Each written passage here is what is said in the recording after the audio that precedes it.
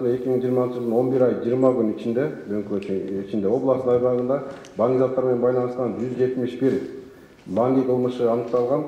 Аныкталган фактылар боюнча баары болуп 2 тонна 166 килограмм 713 грамм баңги заты мыйзам түгөлүктөрүндө алынган. Жылына область аймагы боюнча 160-170 баңги кылмышы аныкталып турат. Бул темп менен кете турган болсок, дагы бир 10-15 жыл ичинде халкыбыздын жана ошо область аймагында 50-60% бул баңги кылмыштар менен соттолгон болуп калышы ыктымал. Белгилеп кетсек, бул аймактарга токтолуп кетсек, биздин ушу көйгөйлүү маселе болгон Токтогул районунун аймагында эле 40-45 баңги кылмышы катталып турат бул жыл сайын.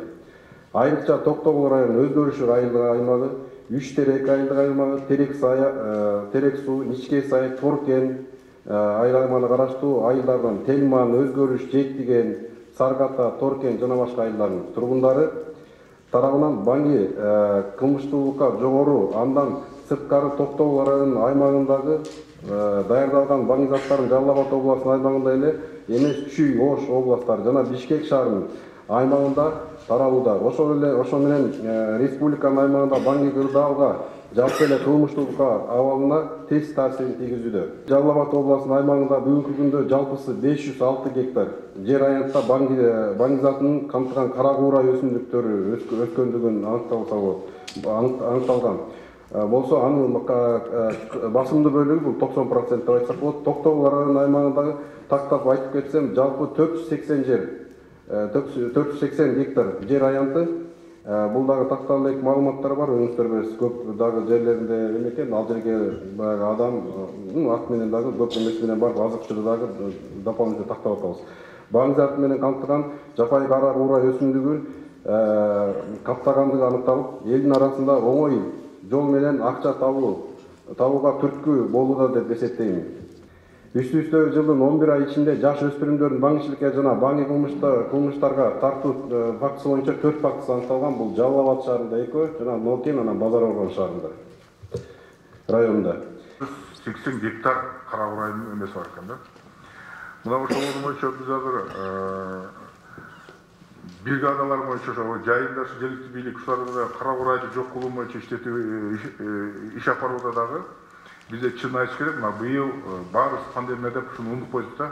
Ошого бир көбүрөөк көңүл буруп, мына өзгөчө белгилеп кетти Талай Ташевич. Мына 4 айылдын чегерегинде чоң маселе бар да. Мына ушул боюнча дагы сиз эми кандай маалымат бересиз? Айтыңызчы өзүңүз. Кандай иште жүрүп атат? Канча бригада иштеди быйыл? Канчаны жок кылдыңар, өрттөп жок кылдыңар ушул боюнча? Туура докладчынын айткандары туура, ушу эң көп кара куурай аянттары ушу биздин районда 400 гектардан ашык жерде. Бул боюнча жылда жумуштар алып барылат, бригадалар түзүлөт, жок кылынат, түз жерлерди касилка менен чаап өрттөйбүз, турнада суундай жерлерди ошо бригадалар бар, чалгы менен чаап өрттөйт. Бул жалгыз жергиликтүү бийликтин күчү менен биз бир натыйжага жетиш кыйын да.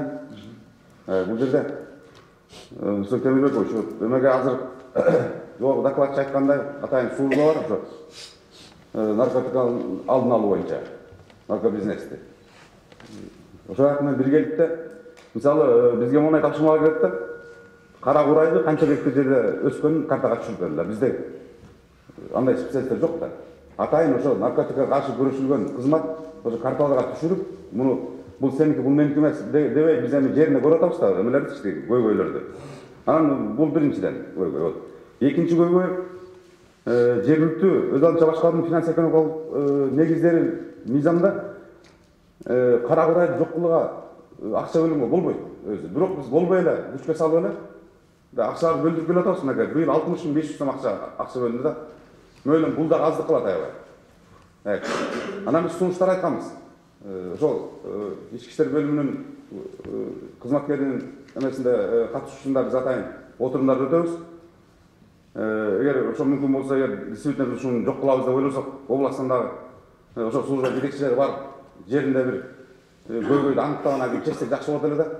1 гектар жерди касилка менен чаап, аны өрттөгөнгө кеткен расходтон көрө бир 600 сомго ошол дарын алып туруп эле жаздын алды менен ошол жерге чачса, ал кара курайды жанагы ото чөптү өлтүргөндөй өлтүрөт да ошол дары делечи. Биз бир нече жолу ушундай сунуштарды айттык.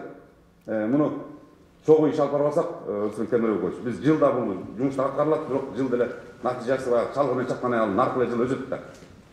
Эгер чын эле бир тиешелүү бир натыйжага жете турган болсок, жана менин сунушумду эске алып туруп, ички иштер бөлүмү менен, ички иштер министрлиги менен керек болсо биргеликте биз жанагындай тажрыйбага өтүшүбүз керек да. Чалгы менен чапкандын ордуна ошол жанагы атайын дарыларды колдонуп туруп, жаңы өсүп бараткан убакта жок кылбасак, кийин чынында кыйын, жок кылыш кыйын болуп калат экен да.